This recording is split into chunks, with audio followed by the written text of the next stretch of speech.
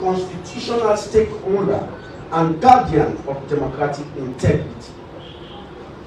We speak today because the Agreement for National Unity, once a symbol of hope, stability, and collective responsibility, has been systematically undermined, and the implementation of the Tripartite Committee recommendations has all but collapsed under the weight of bad faith, delay, and deliberate obstruction by the government. What is at stake here? What is at stake is far greater than political disagreement. What is at stake is the future of credible elections, the rule of law, and the very foundation of democratic governance in our country. Silence in the face of this development would amount to complicity. We will not be silent. How did we get here? Let me give you the background briefly. You are reminded of the stalemate between our party, the All People's Congress, and the government of Sierra Leone following the 2023 general elections, widely discredited by local and international election observers and the APC. The standoff was compounded by the refusal of the Electoral Commission for Sierra Leone, ECSL, to publish the disaggregated elections result as prescribed by law. As a result, the APC refused participation in governance. You will recall that we ended our boycott following the signing of the Agreement for National Unity on October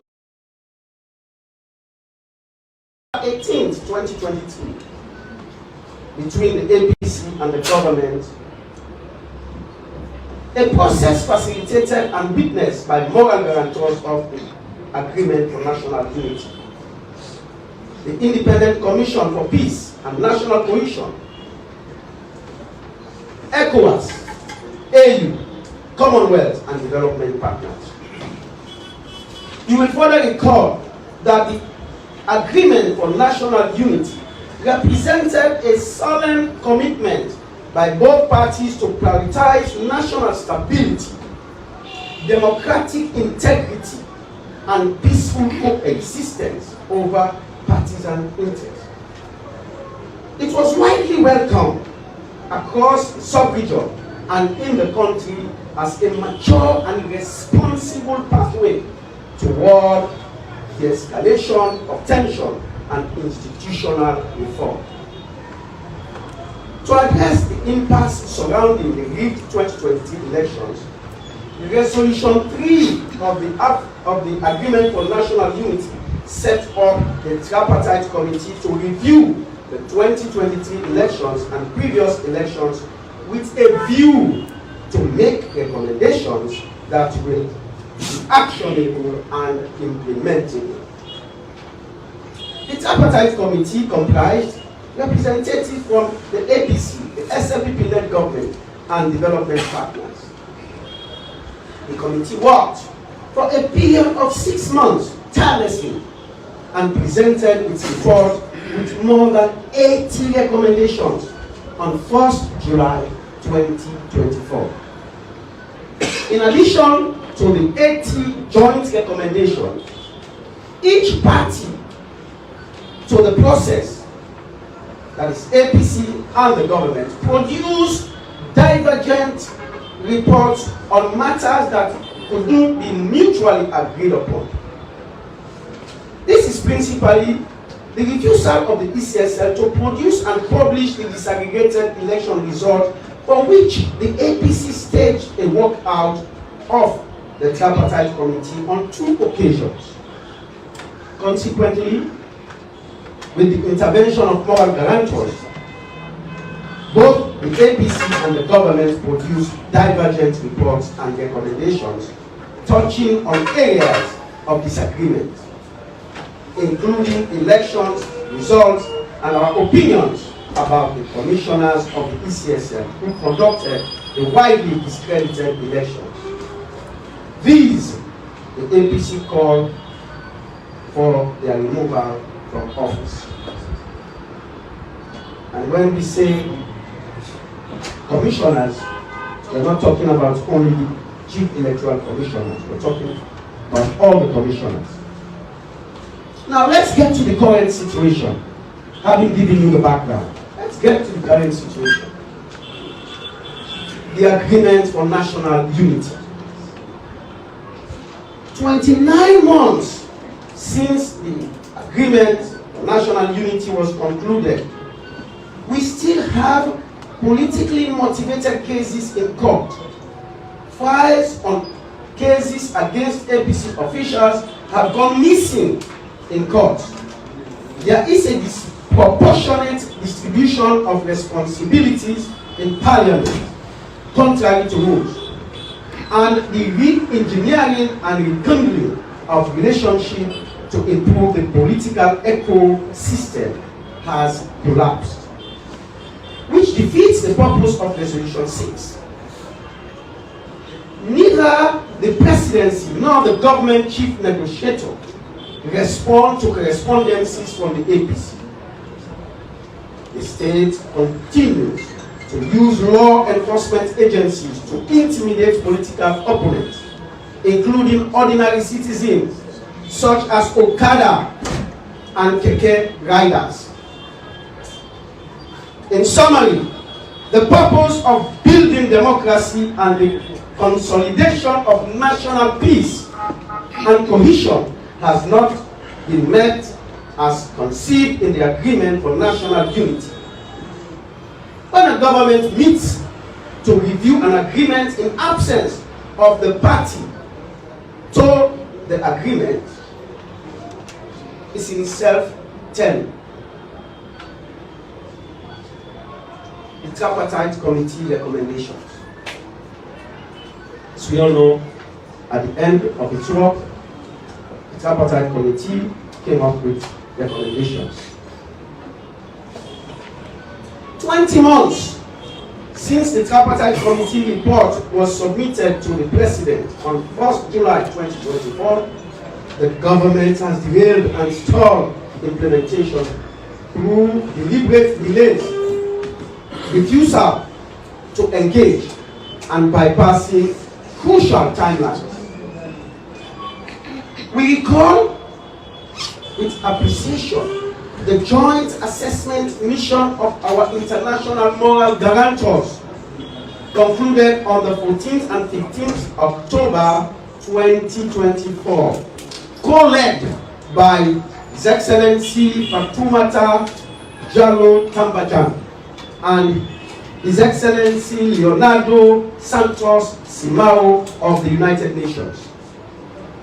The mission aimed to review the schedule of the implementation of the tripartite committee recommendations and the shared commitment of all parties to safeguarding Sierra Leone's democratic stability.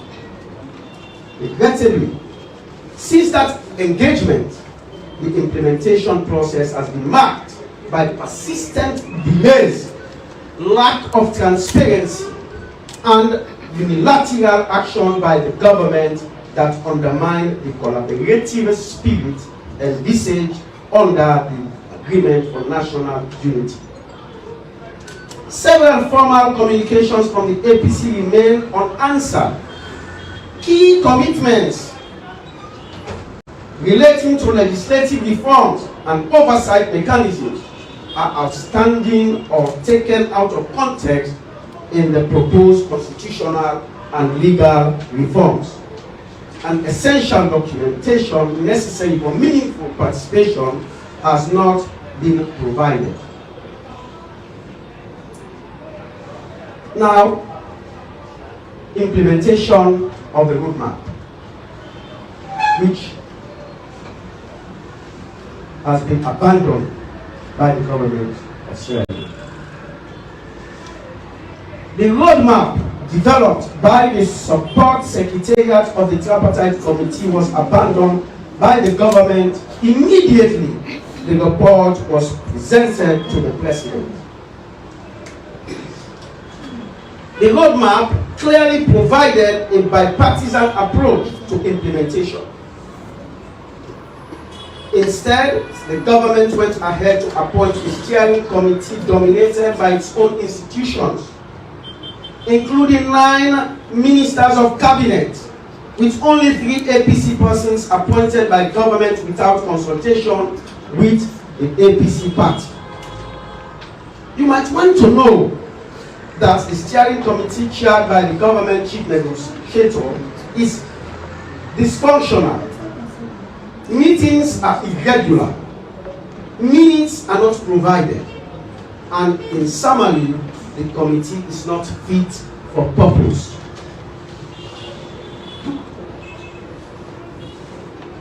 In all this, the government has been non-responsive. The government chief negotiator has refused to engage since the first meeting with his APC counterpart on 10th October 2025, and all action points remain outstanding, including his refusal to acknowledge receipt and respond to the correspondence from his counterpart.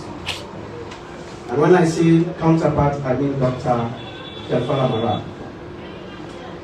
The support secretariat established to aid the steering committee is also non-responsive to mails from the APC.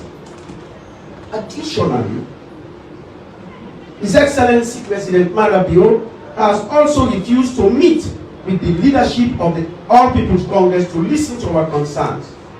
Key recommendations have been ignored, delayed, and taken out of context.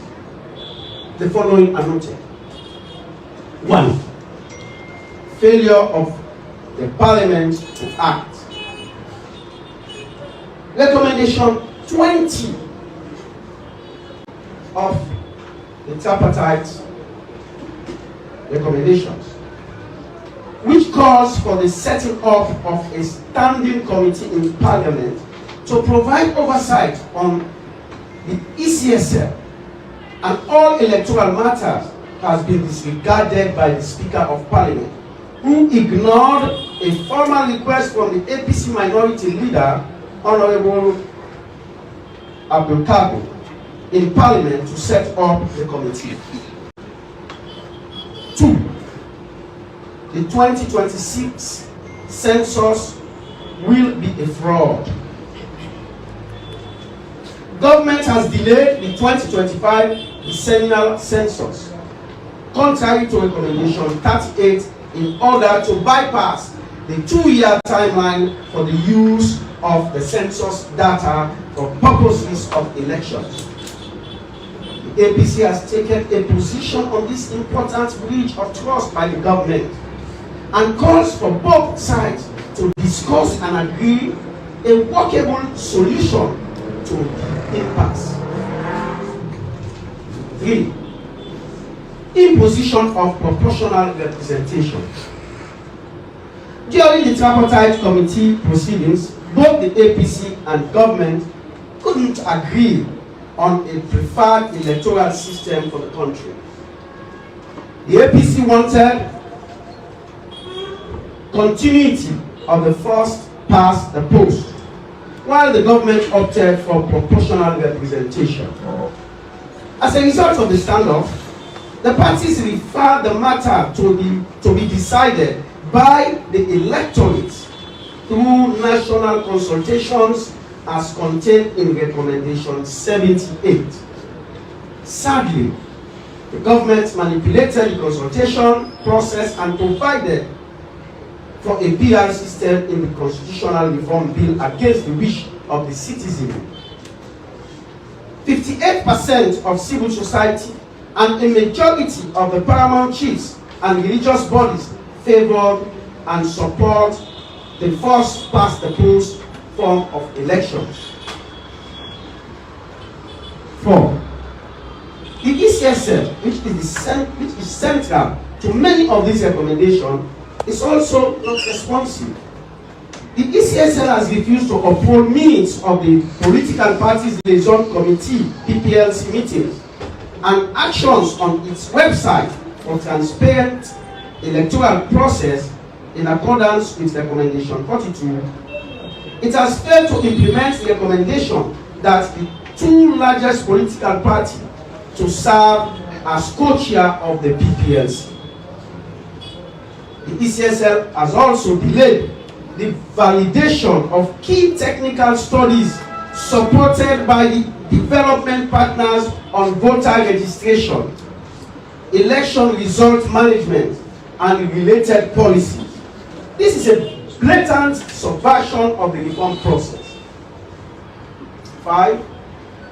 We wish to draw your attention to the fact that the recommendations of the tripartite committee explicitly call for a transparent, exclusive, and comprehensive management and functional review of the electoral management bodies, which the objective of addressing the institutional and administrative deficiencies within these bodies. This process was further intended to rectify the skewed staff directives and operational practices that created a conducive environment for the widespread institutional manipulation and that characterized the 2023 elections. We are, however, appalled that this critical process was conducted without the involvement of the APC party, and that its outcome has failed to adequately address the concerns we have consistently raised. 6. We met with the National Civil Registration Authority and learned that the authority has registered more than 95% of citizens.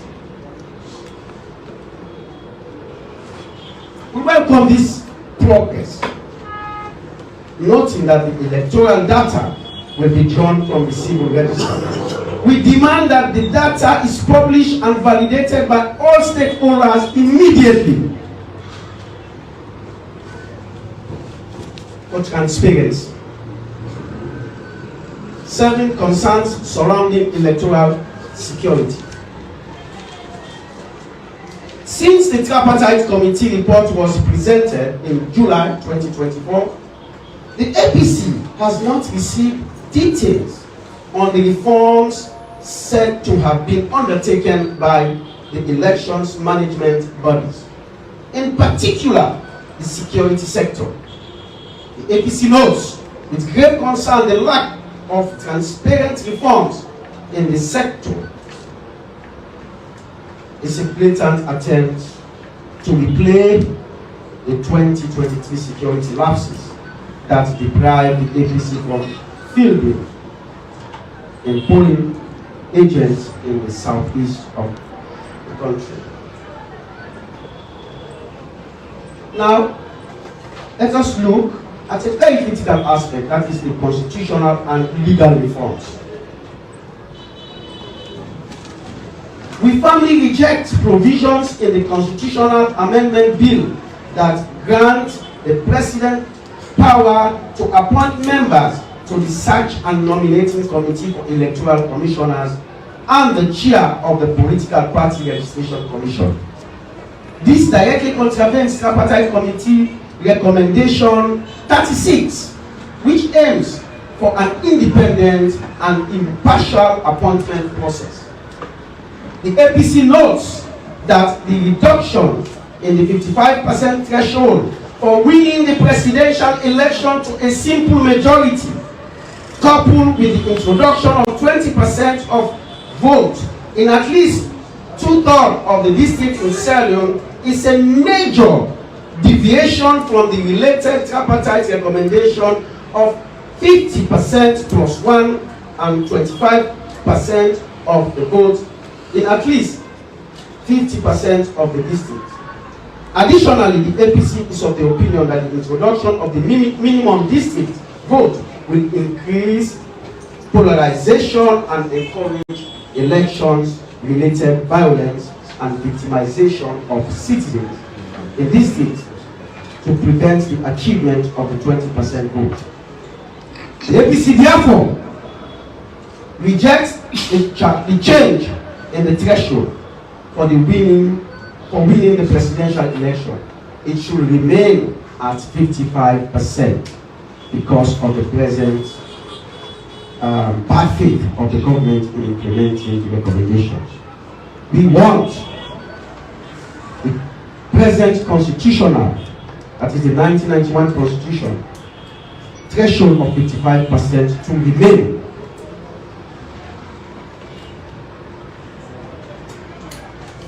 Now, you may want to know, what has the APC done so far? And that leads us to the steps taken by the APC to save the reform process. We've taken several steps. The APC is a responsible opposition and has worked the talk since the 2023 elections were stolen. We have documented the lapses of the government for our development partners in a position paper presented on 18th November 2025. Building on that diplomatic outreach, we have recently engaged our moral guarantors, reiterating our grave concerns.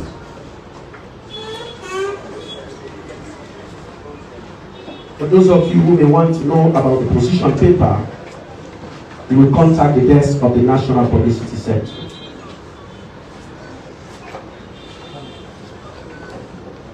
Now, we're going to talk about the elephant in the room.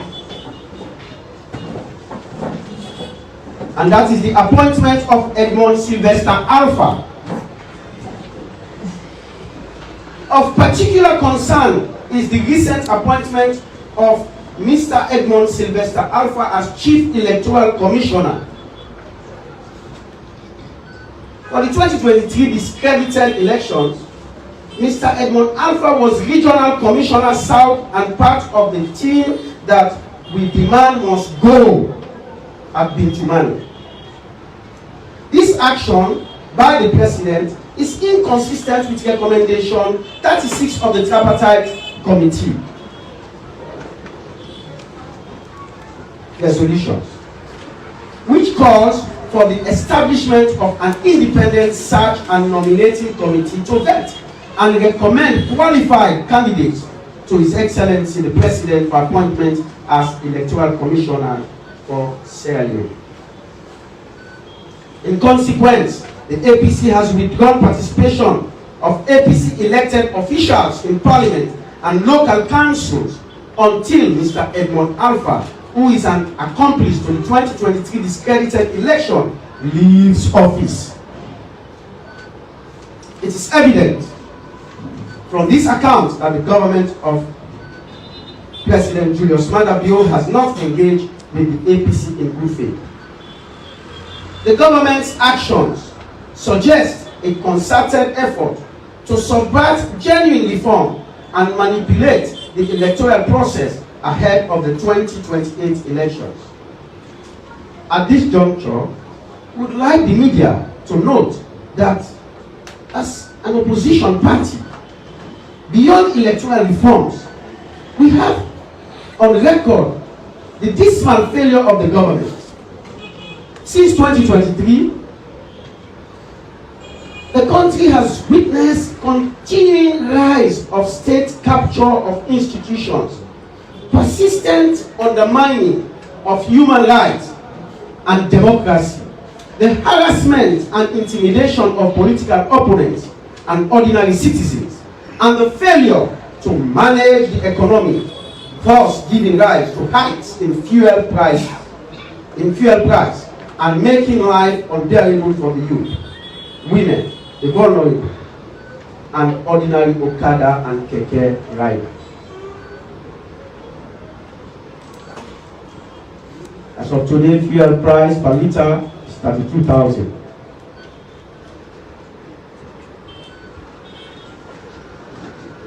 We don't know what will happen tomorrow. But that is really killing the economy and killing the citizens of this country. Because when fuel goes up, every other prices will spike high, and people will suffer.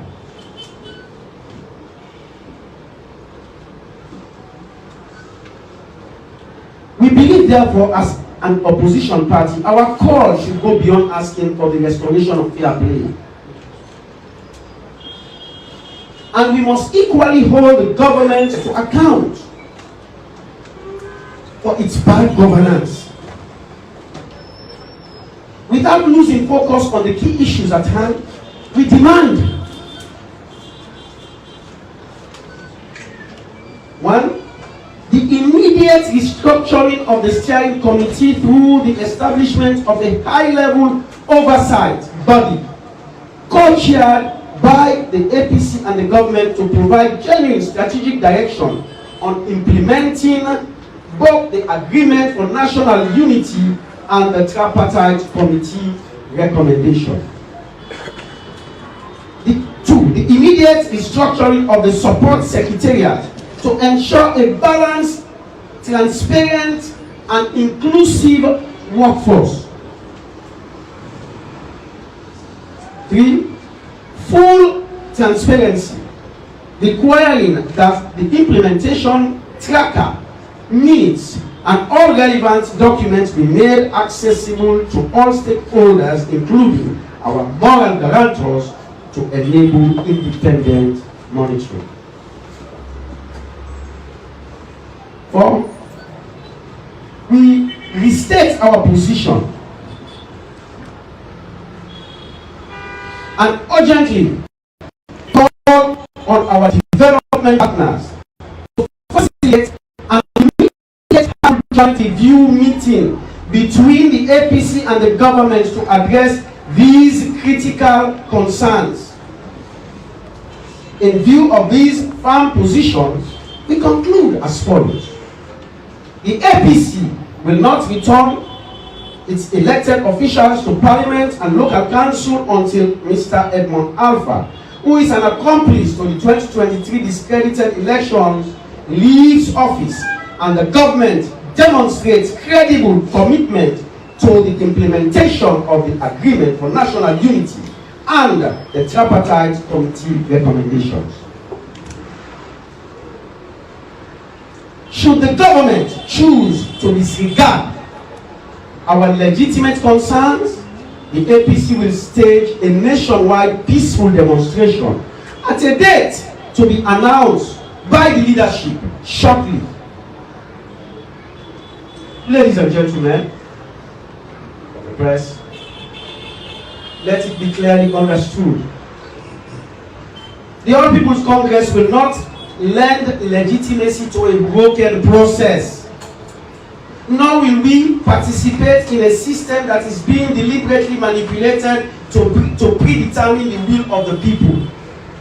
Our position is principled, lawful, and anchored in our duty to defend democracy. We will continue to pursue all constitutional, lawful, and peaceful means to ensure that the voice of the Sierra Leonean people is neither suppressed nor subverted. We therefore, as I've said earlier, serve this notice both to the government and to the international community that the responsibility for the collapse of this process rests squarely on the shoulders of government, who have chosen unilateralism over dialogue and manipulation over reform. The APC remains ready, willing, and committed to genuine engagement, but only on the basis of good faith, transparency, and mutual respect for the rule of law. Should these conditions continue to be ignored, we will not hesitate to escalate, as I stated earlier, our lawful and peaceful actions to defend the democratic rights of our people. History will judge this moment, and we are determined to stand on the right side of history.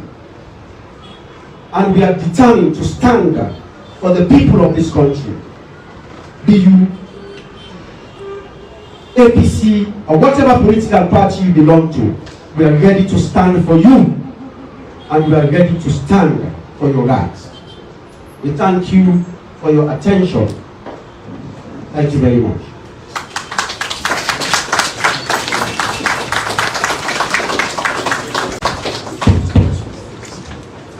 Thank you very much, National Secretary General.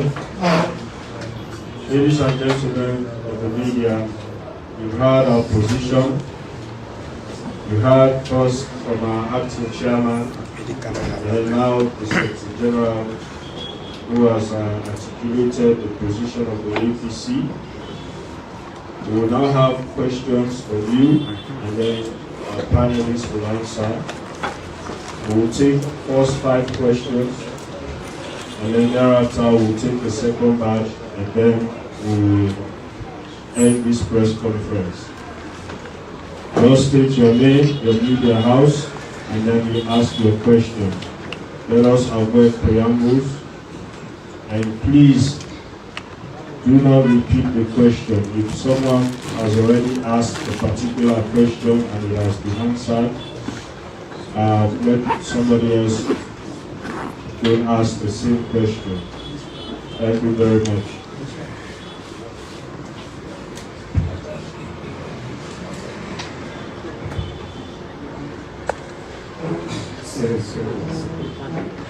My name is Saidu Bibia, and that's for exclusive.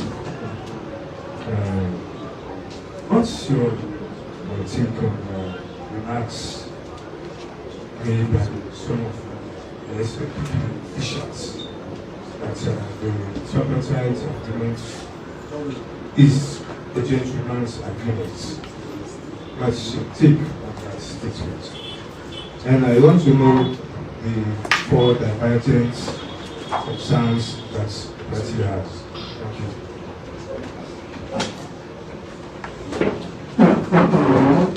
Good afternoon, everybody. I am Electoral Brian Sawyer, and I work for Epic Radio. I have a few questions, and I would like the first one to Dr.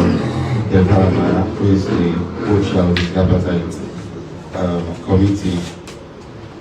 Doctor, can you clearly state the specific recommendation from the tripartite report that have been implemented so far, and what timeline exists for the remaining ones?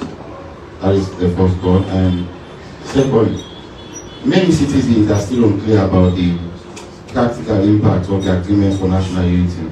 How exactly is this agreement improving political cooperation and governance in Sierra Leone? Thank you very much.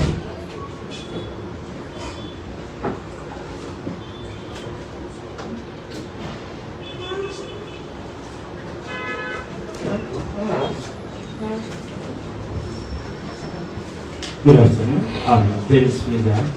I report for the National Broadcaster and SABC. A question I want to ask is, I want to promise on 2 points mentioned by the National Secretary General. He spoke about the collapse of the process for the agreement on national unity. At what point of the recommendations do you sense collapse? Because according to the chair of the steering committee, he has informed members of the press and of course the public that the 8 resolutions of the ANC are fully implemented. And that was also broadcast by Golokat, a member of the steering committee. And also my final question will be, how far, in fact, as a party, are you really satisfied with the level of engagement you've been doing with the government on national issues? Thank you very much. Good day, I am Arnold, a reporter and producer for Answer for Radio. Of course, we heard of the 80 recommendations being presented, but I also want to ask, how many of these recommendations have been implemented, and which are those of the recommendations that are still pending?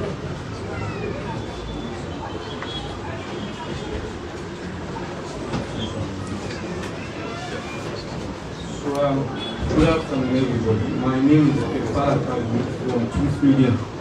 So now, recommendations in the tripartite committee, according to the leader of government business in Parliament, he outright said they do not have any force of law.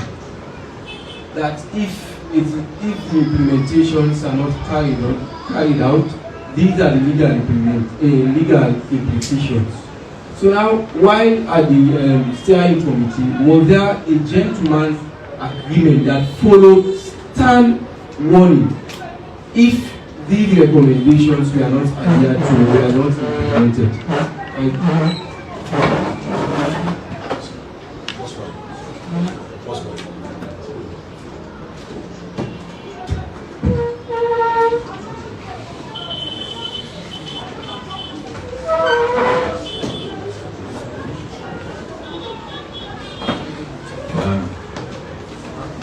Thank you so much.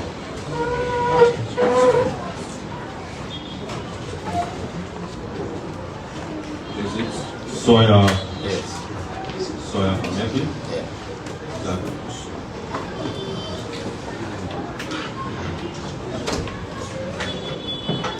Okay, I think I want to take the first one. My colleagues will come in. You made mention that on the other side, the agreement was perceived to be a gentleman's agreement. And what really is our take on that? And you also said that you want to know what our concerns are regarding the arrival of the court. Correct? Okay. Gentleman's agreement doesn't come to play on matters of national concern that has to do with our democracy, our elections, and the will of people.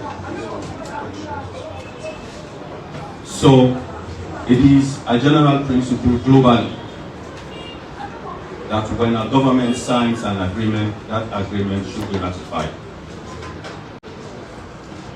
It's a general principle.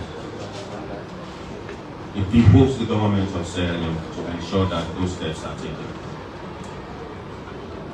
But whether those steps are taken or not, when a government enters into two agreements, it is the agreement for national unity and the tripartite committee recommendation, then it becomes one that behoves government to act in good faith. So what does it tell you about government? So you sign an agreement with an opposition party, witnessed by moral guarantors and development partners, you undermine that process and then jump on the other side and say it was a gentleman's agreement. Is that how government should behave? It makes no sense. A colleague of mine reminded me recently that when the Lome agreement was entered into, it was the government of the day that brought it to Parliament. I wouldn't bore you with this. I have a minority leader here in Parliament and my colleague lawyers who will speak to the nitty-gritties of this. But I do believe that it's a general principle globally that when a government signs an agreement, that agreement ought to be implemented. Should someone walk on the other side and say no, it was a gentleman's agreement, then that certainly doesn't meet the spirit of governance. It is deceit, the highest level. It's wrong. And all of you in this room know exactly what I'm talking about. That is out of place, it is out of sync, and it defeats the purpose of national cohesion. There are many divergent issues that were raised in our report as an opposition party. But there are a few critical things I would like to speak to. First was that we demand again and again that the disaggregated results are produced. We never moved our position on that. We believe it was the right thing to do, that there was every reason to stand by the people of Sierra Leone so they know exactly what transpired when they entered that polling booth to vote. Second, for all those officials associated with the real elections of 2023, in our view, should be removed from office. I'll speak to those two.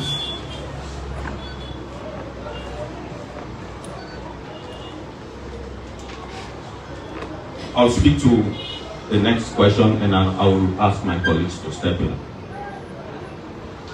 He says, and this is Epic Radio, Mr. Sawyer, you want to know exactly progress that has been made under the tripartite committee, correct? Yes, sir. Well, you had the National Secretary General. We believe, as an opposition party, that disclosure is good, that we have to be transparent going forward. No single, you can quote me on this, no key single recommendation under the tripartite committee has been effectively concluded. So if, for example, a development partner provides expert support to do a review, for example, on policies, or to do a study on how elections results should be tallied across the country, as well as what we do next as far as voter registration is concerned, that, in our view, is some work being done under a particular recommendation. Now, if you, as a government, fail to bring all the parties around the table to validate those reports, to ensure that the recommendations of the experts are implemented, how will you wake up one morning and say those recommendations have been implemented? No. So for every recommendation, there are steps to be taken. That was why we were very clear from the outset that both of us, that is APC and government, sat round the table to agree on what the National Unity Agreement was, as well as the tripartite recommendations, and that both sides should join hands to ensure that we jointly implement. But where it is you decide to do things your own way and set aside whatever views and opinions and even the participation of the opposition, and then you wake up one morning and say you've implemented X, Y, and Z, that certainly will not be accepted, not by you or anyone in this room, because it defeats the purpose. So no, there is no single recommendation that has been effectively concluded. For recommendations where experts have to do what some have done, but they've not been validated. So if, for example, the Speaker of Parliament fails to set up a committee, that certainly will not be one that has been implemented. And if government manipulates the implementation of a certain recommendation and argues that, yes, we've ingrained this in the constitutional reform bill and therefore it is concluded, it's really not been concluded, because what he did was to take things out of context, as we recommended, and then he tabled it in Parliament and run to the public and say it's been implemented. So for sure, and in summary, there is no single recommendation in the tripartite committee that has been effectively implemented and concluded to the letter. I thank you. So I'll allow my colleagues to go. Thank you very much. I believe it's the reporter from Exclusive that asked about the agreement being an informal agreement. I'll just buttress what my comrade Dr. Maya said. Whosoever said that should go back and look at the meaning of what an informal agreement is. But for proper edification, an informal agreement is a gentleman's agreement, is an informal agreement. It is usually unwritten and it is based on trust. What we did when we signed tripartite and the agreement for national unity, it is something that is legally enforceable.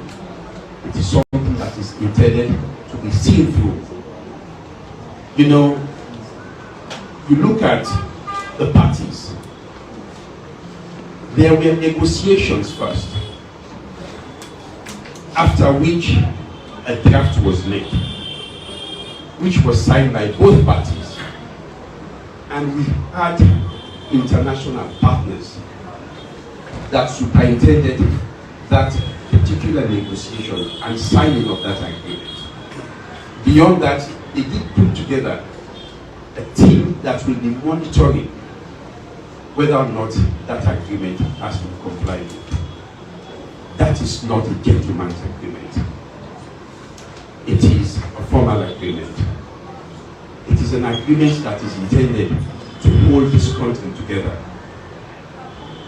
It is because of the same attitude of not following the rule of law that brought us to this point where we are today. Firstly, to have a tripartite agreement, and secondly, for us to activate level 1, which is the boycott of governance, and we are here today telling you about further steps. They are saying that it was not taken to Parliament. It is the leader of government business that introduces such agreements in Parliament to become law. If he has abdicated his responsibility, let him not come and blame ABC party that is not in charge of government business in Parliament for that particular abyss and failure. President Bio just came yesterday after Guinea has basically taken over Yenga over years, and recently they went to Falaba and attempted taking over another village. He came yesterday waving a piece of paper. Does he expect that piece of paper to be a gentleman's agreement and that Guinea should not comply with it to give us back Yenga? Let us be serious about these issues. These are issues that are impacting the lives of people. These are issues that are impacting the security of this country. For us in the APC, we will not sit by and see the country going down the drains. We will not sit by. So if anyone thinks this is a gentleman's agreement, then they are making a very big mistake. Thank you very much. Thank you very much. Let me start by addressing this issue about the CM saying he has implemented all the Cabinet Committee recommendations. On the 12th of March, the Secretariat for the Implementation of the Cabinet Committee published a report. In their own words, they said 9% not started. And these are recommendations 5, 19, 20, and 61 on ECSL. Recommendation 29 on Human Rights Commission, and the recommendations 15 and 22 on NCRA, in their own words. They said 52% are ongoing. And these are recommendations 4, 9, 11, 14, 16, 21, 31, 32, 33, 37, 41, 40, 41, 42, 43, 44, 45, 49, 50, 72, 73, 74, 75, 76, 77, 79. Their own words. These are ongoing. He said 27% are partially completed. These are 1, 2, 3, 6, 7, 8, 10, 12, 13, 18, 32, 34, 35, 36, 38, 39, 46, 47. and they said 10% completed in their own words. And these are 23, 24, 25, 26, 27, 28, 29, and 8. And they said 2% not applicable. And these are 70 and 71. So if in their own report, only 10% have been completed, how can you as Chief Minister go on air to say you have implemented all the recommendations? This speaks volumes about the integrity of some people holding high office. This speaks volume about the lack of sincerity, honesty, and transparency on the part of this government. And this speaks volumes about their inability to be honest with the people of Sierra Leone. Now, let me talk about this whole issue about gentleman's agreement or gentleman's agreement. The lawyers have spoken. I'm not a lawyer. But the spirit that took us to Bitumani and that took us around the hotels in Freetown for almost 7 months was based on an understanding that all parties were sincere and committed to the process. Had it not been for that, we wouldn't be where we are. Because APC had taken a position. That is why this time we will not take any gentleman's agreement again. But let me say this. Any agreement that a government enters into with any party, that agreement is automatically binding on the government to implement. Government is not just one ordinary citizen. If you go and sign on behalf of government, whether it is ratified or not, that agreement is binding. Because you are committing that government, and I'm sure before you sign, you must have the requisite authority to sign on behalf of government. Now let me draw a parallel. In 1999, Sierra Leone and Sierra Leoneans went to Lome. They signed the Lome Peace Agreement. When they returned from Lome, the then Attorney General and Minister of Justice took the agreement to Cabinet, and they got Cabinet to approve it. And like every other document you take to Cabinet, after Cabinet approval, colleague former ministers will tell you that document goes to the Law Officers Department for legal drafting. It is not the minister that takes it to law officers. As long as Cabinet has passed it, the Law Officers Department now takes it on to do the legal drafting before it becomes a bill that then goes to Parliament. Because the minister does not draft a bill. It has to be drafted by the Attorney General. That is why you need the concurrence of the Attorney General before even that paper passes in Cabinet. So the 1999 agreement went to Cabinet and it was passed. Then the AG's office, law officers, did the legal drafting and then took the bill to Parliament, which was passed. In this case, we signed the agreement, they took it to Cabinet, it passed. So just so you know, the agreement passed Cabinet. I hope they are not suggesting that decisions taken by their Cabinet mean nothing.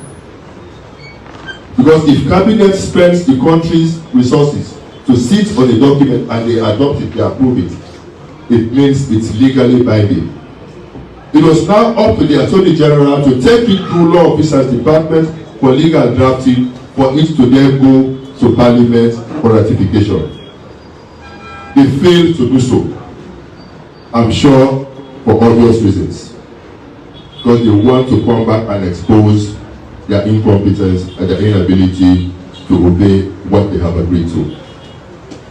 So to now turn around and blame the APC is very wrong. And it is my understanding that our representatives in Parliament try to push the SLPP to lay the agreements in Parliament for ratification. And that is how the unfortunate statement came about. So I think this is very, very wrong, and it just goes to reinforce the fact that SLPP in the first place was never sincere, was never committed, was never genuine. Somebody asked a question about the divergent views of the APC. The first thing about the APC is that as far as we are concerned, those elections were stolen. As far as we are concerned, the results as announced do not reflect how people voted. And that is why we did our analysis and we entered 71% of the results. When we entered 71% of the results based on the RRS that we had that we still had in our possession, APC had over 57% and SLPP Madabio had less than 42%. But that was for 71% of the results. There was a remaining 29%. So what we did was to project. So based upon the RF we have received, APC got 10% of the votes in a particular district. Then we will say we will project that under normal circumstances, APC will continue getting 10% on average in that district, since it was a district block system. After that, when we did that analysis, we ended up with a figure of 49% for APC and 48% for SLPP. So if then we created room for a margin of error plus or minus 3%, which is statistically representative, and that would make it a maximum of 52% for APC and a maximum of 51%, 49%, no, 48, 51% for SLPP maximum. That is if they had plus 3%, so they are 48% to become 51%. And this is actually consistent with the report of you, which said no party, none of the candidates was able to get the 55%, which is required for you to say you have won on the first ballot. So therefore, we then, as APC said, if this is the case, then let's go back to the polls. Since the onus to produce the results is not vested in APC, but in those that conducted the result, ECSM. And if you even go back to the results they published on the 26th and the 27th, that statement, you will see on one of the bullet points that they promised that they will publish the disaggregated results by station on their website. They did not. The reason is simple. Because they knew that the figures that they have announced do not reflect reality. And in fact, we all know that tallying of results was still ongoing in Podloko, still ongoing in Makeni, still ongoing in Wellington when they were announcing results.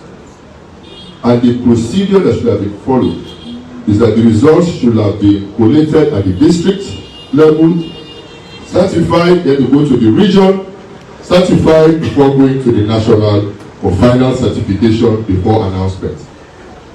We agreed to skip the district for the region with the assurances that at that level there will be transparency, they will use projectors to project. They refused to do that. So we then said, if this is the case, and since you have failed to produce the results which you were to produce, and we have results with the RRS which are credible and show that you have not won, then we should go back to the polls to determine the actual winners. We went further to say we should not encourage impunity in this country. When somebody allows an election to be rigged in that way, and you are a key player in that process, there should be penalties. And so we said all the commissioners and the directors that were directly responsible for this anomaly should go. They should face, they should go, and there should be a complete restructuring of ECSL and the other electoral management bodies. Because what happened in 2023 is a clear case of institutional rigging. They all got together, then we say, Lord, go announce.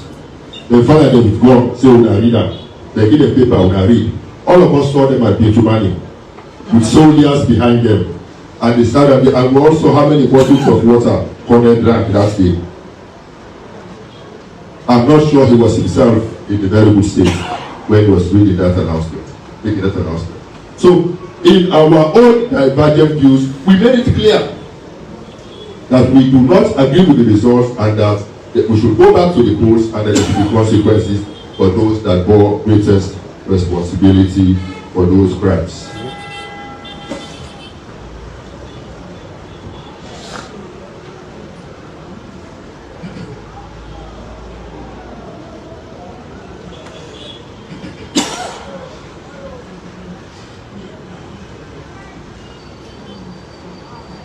And the guy from Reginald from Epic wanted to know what the likely effect of this will have been. The whole idea behind the agreement for national unity was to address the polarity, the divisions that have taken place in this country.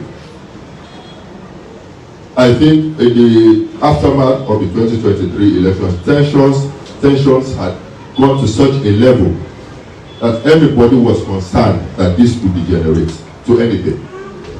And so there was a desire to ensure that whatever could have happened at his back is nipped in the bud and we have a reversal.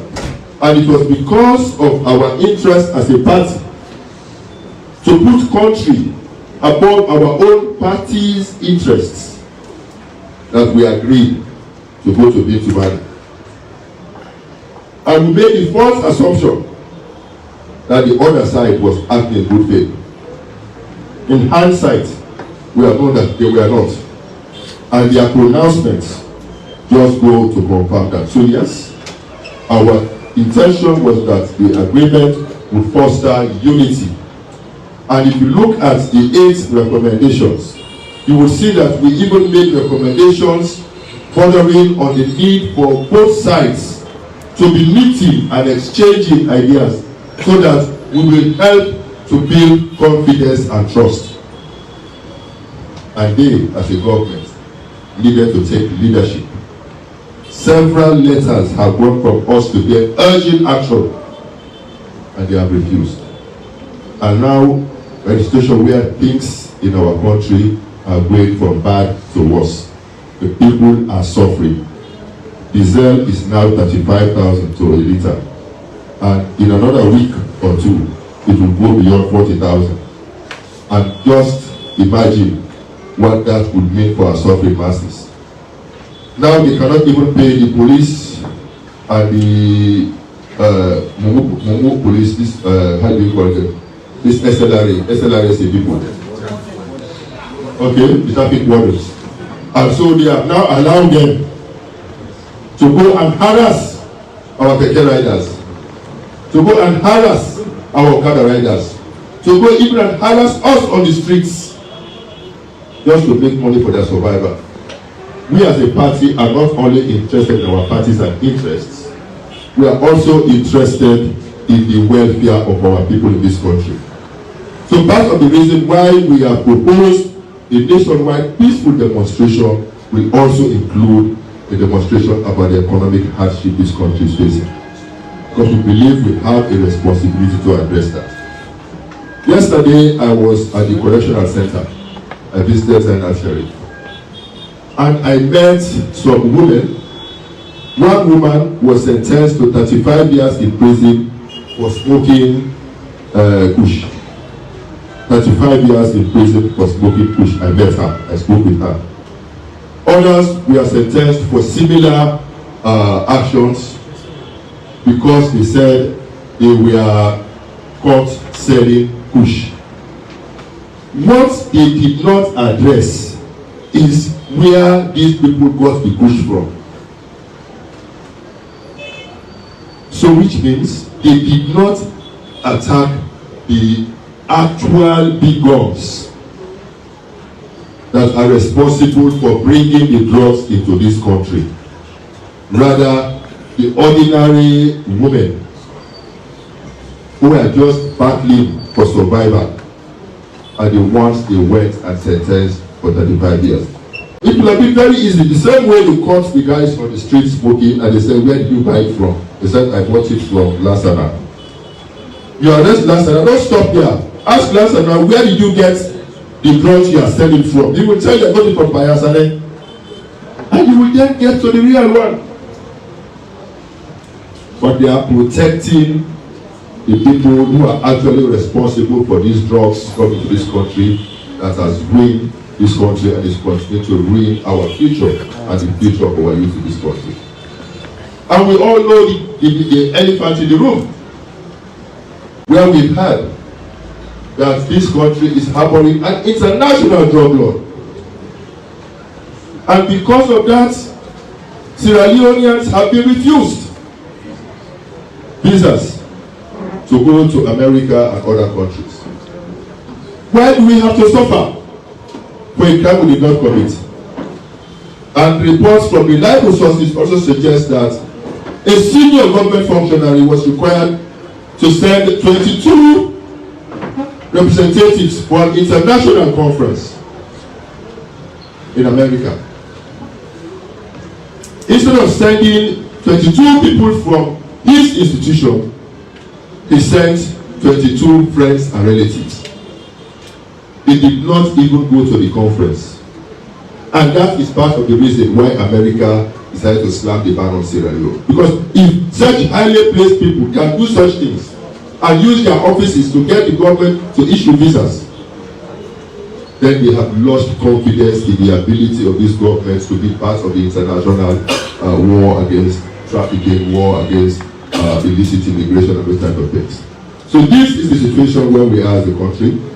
This is where we have found ourselves as a party, and we believe that any responsible party needs to stand up for the people. And APC as a grassroots party is taking the informed step to stand up for the people of this Sierra Leone. Thank you very much.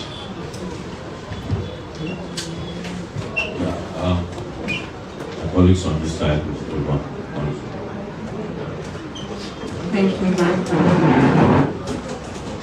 I'd like to continue bringing our focus back to this controversy about the extent to which both the tripartite recommendations and the Agreement for National Unity resolutions have been implemented. And it's important that we understand the difference between the two, because when the percentages are being thrown around, sometimes people get confused. So the Agreement for National Unity had 8 resolutions. And if you look at the resolutions that were listed there, you will find that we have not met or satisfied 100%, as we are often told. And I will use this opportunity to just bring to our attention what those 8 resolutions were, because it's only 8, so we can look at them very quickly. The first of the resolutions was for the speech to be made by His Excellency the President, which focused on dialogue, unity, cohesion, and peace. That was the first. It was done. The second was for the APC.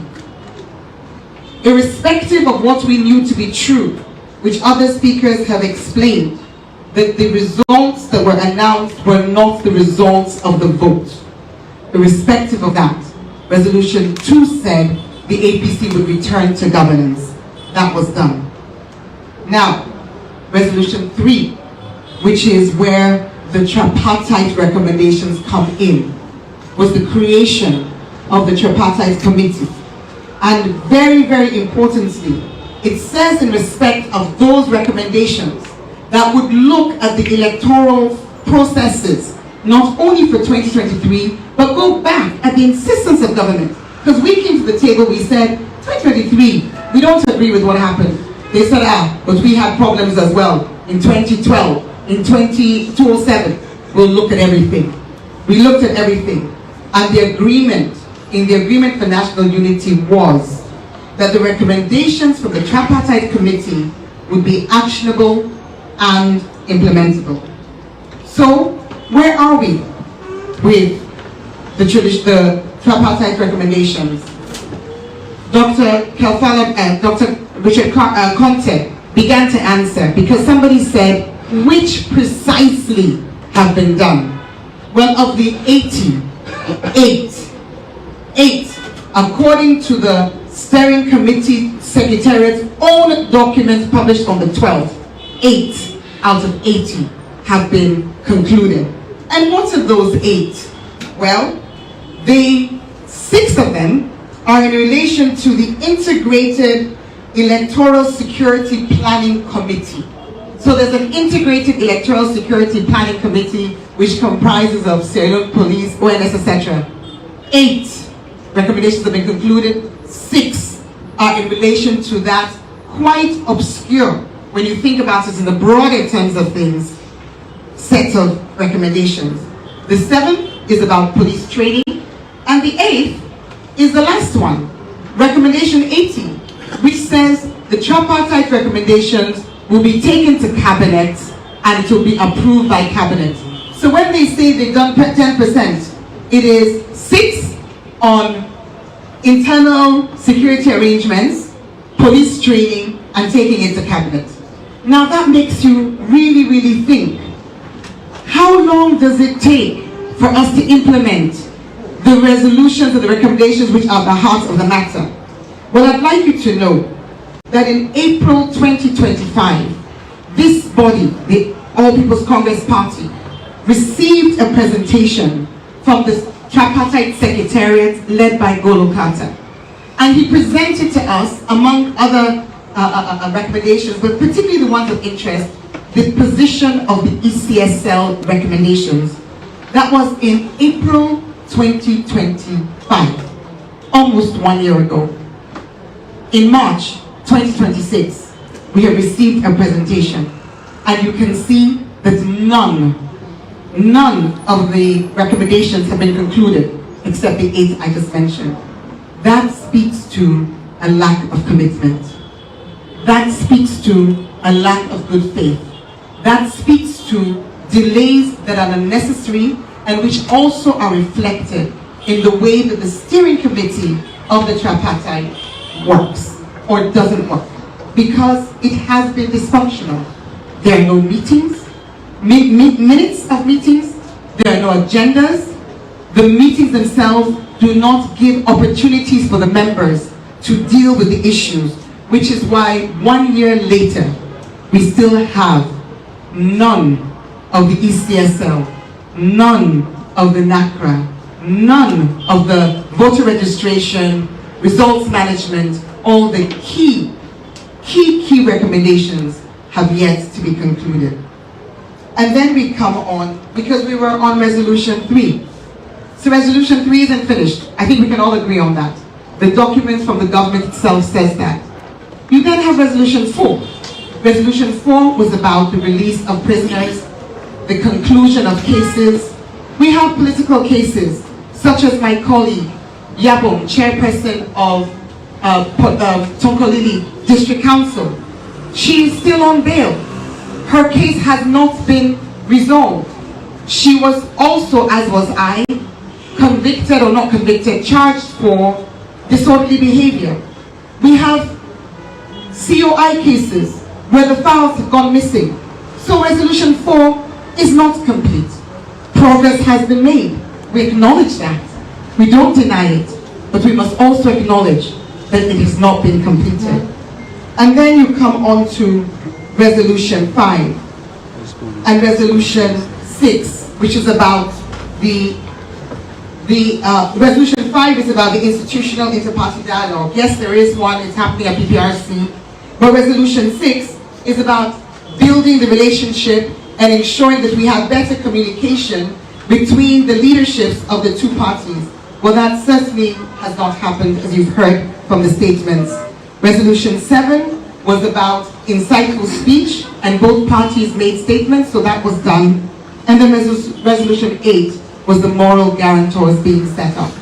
So if you have 8 resolutions, 2, the biggest 2, Resolution 3, which is tripartite, Resolution 4, which is prisoners.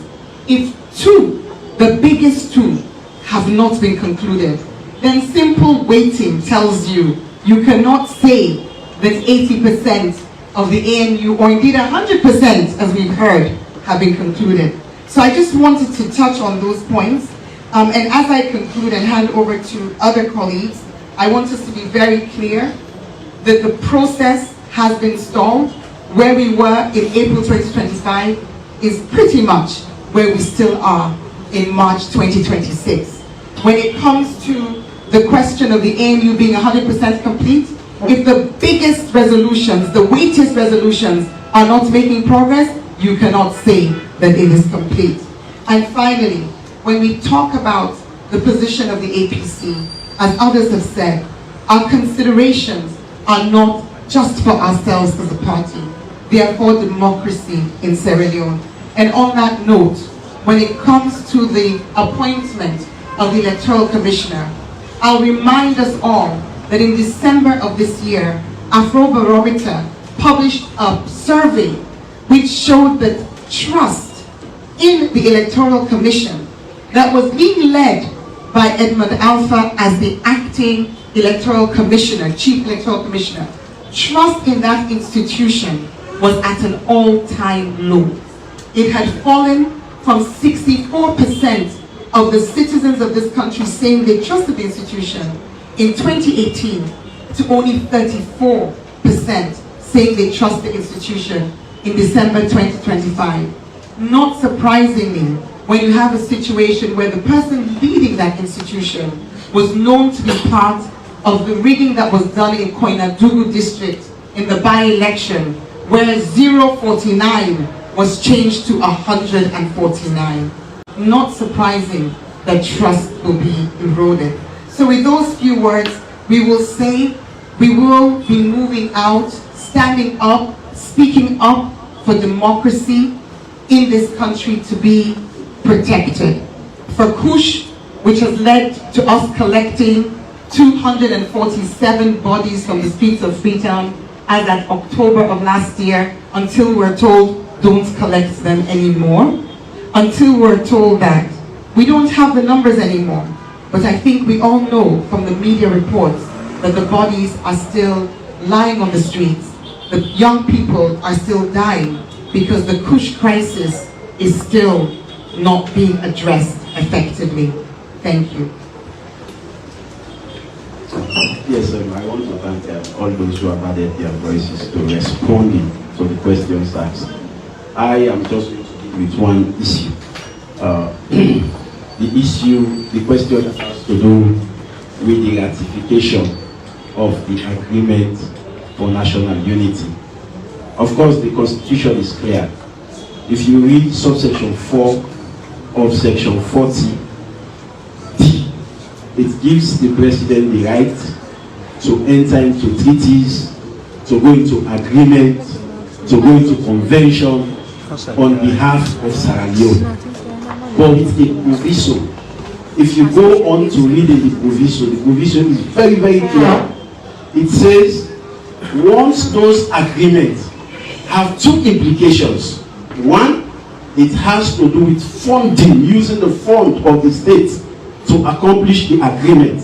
Second, it has legal issues, like for example, freeing of prisoners. It has legal implication. So when president or government enters into an agreement on behalf of the people of Sierra Leone, and those agreements are related to expending the revenue of our nation or dealing with any issue that is legal, it is incumbent on government to ensure that those agreements are ratified. It is against the constitution for government to implement any agreement that they have signed to, they have appended their signature to, without it being ratified by government. So it shows clearly that the onus of ratification is on government. Government went into the agreement as provided for in the constitution, and the onus of ratification of this agreement is on government. Government cannot go into any agreement with any other person or any other state on behalf of the people of Sierra Leone without ratifying that agreement before its implementation. So for the fact that the agreement of national unity has been implemented, government has taken steps to implement it without going to parliament, it means that government has expressly gone against the constitution. It's the offstep. It's their responsibility. So anybody who questions the opposition, that why didn't the opposition ensure that this agreement is that it is not the responsibility of the opposition, it's the responsibility of government. And if government doesn't do it, it means government has gone against its own constitution. It is clear. Read the proviso in subsection 4 subsection 4 of section 40. It's very clear. And also we have made frantic efforts to ensure that the content of the agreement, the recommendation, especially recommendation 20, which states that a parliamentary committee that has oversight over all elections management body must be established in parliament. I have written series of letters, copies of those letters are with the secretariat, and I forwarded a copy to Dr. Mara. And you just see government's unwillingness.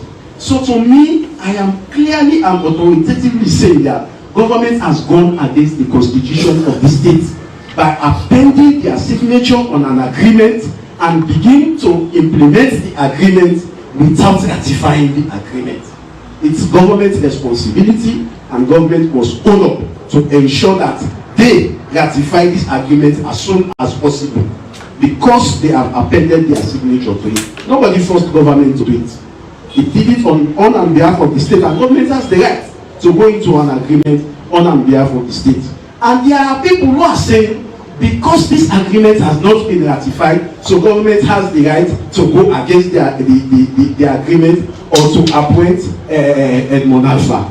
Let me also attempt to lay that to rest. It depends on government's willingness. If government is not sincere, if government is not willing, they will always go against agreement. And to me, it's a slap on our face for the government of Sierra Leone to enter into an agreement on behalf of all the people of this country, and they are going against the agreement expressly. It's a slap on our nation as Sierra Leone, and government doesn't have the right to do this. So to me, I want to make this very clear, that ratification of this document is on the government of Sierra Leone.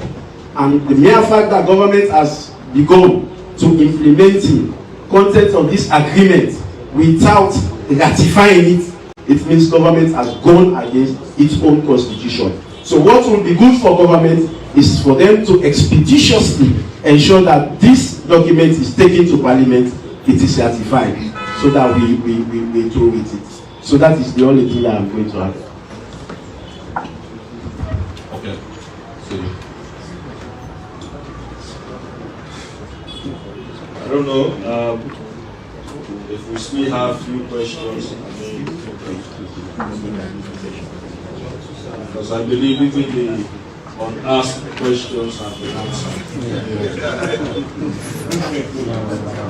But again, I mean, if we do, I mean, we'll take 2 or 3 more. But I honestly believe that we can do interviews. And let me also state here that all of us here are available for appearances on your media houses on invitation, of course. we are available. Panelists, those of us who have been engaging you regularly, we are all here. I want to, on behalf of the leadership, express our sincere gratitude to you, members of the Fourth Estate. We are now at a point where we need to stand up for this country.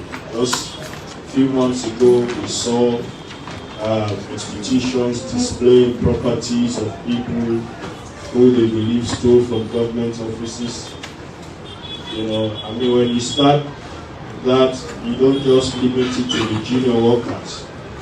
There has to be extended to even the appointed offices, because we are seeing people building houses all over the place, in Freetown, in the provinces. But that is not just it. I'm just reading on the social media that there is an investigation about an ultrasound being stolen from a hospital. We've heard of generators being stolen from medical institutions. It's all like they were away for the abandonment and they sit down with offices. Say that they run government. But that is the state we find ourselves in as a country. Let me express our gratitude to you, members of the Fourth Estate. We hope you've received enough information today that you can help us disseminate. And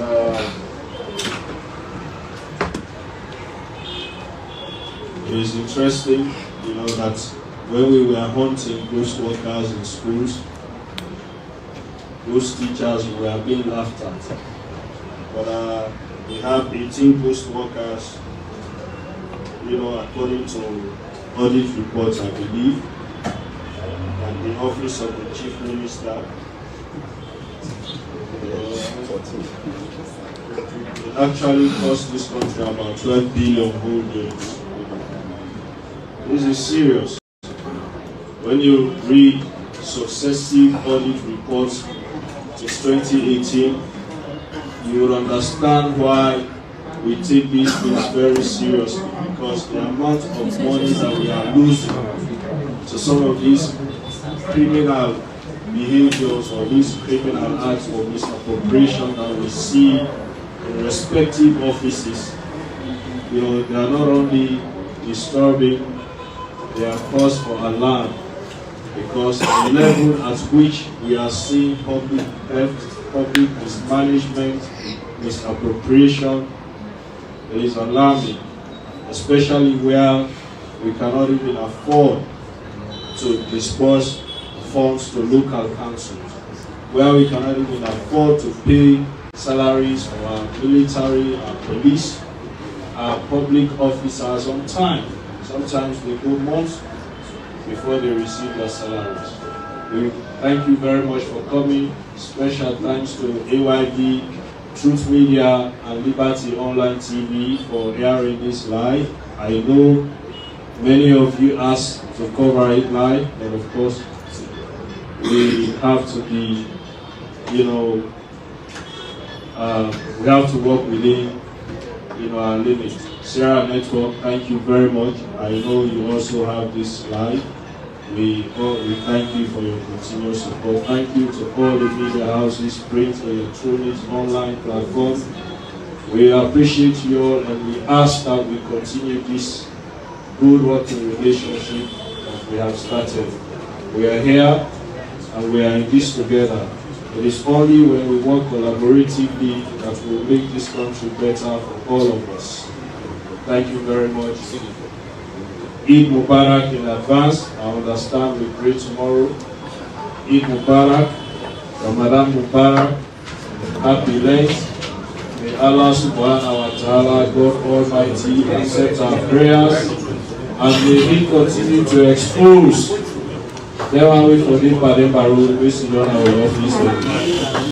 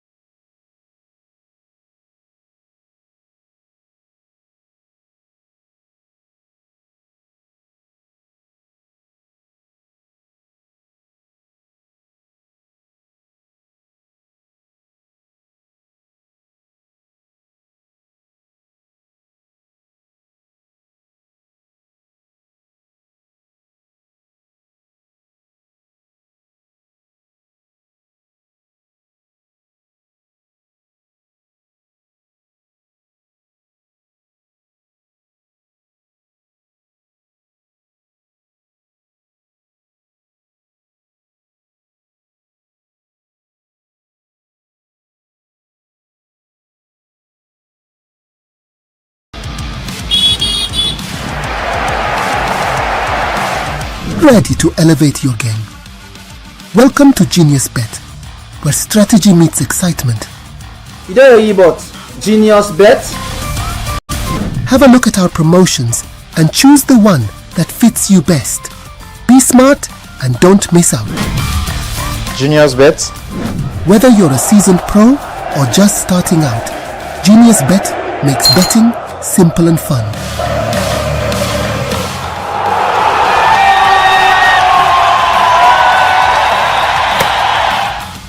Get 100% bonus, up to 1,000 leones, on your first deposit with Genius Bet. Make every moment count with Genius Bet. Real-time updates, expert insights, and personalized betting options. Visit us at 40 Freetown Road, Lumley. Reach us quickly on our short code 717.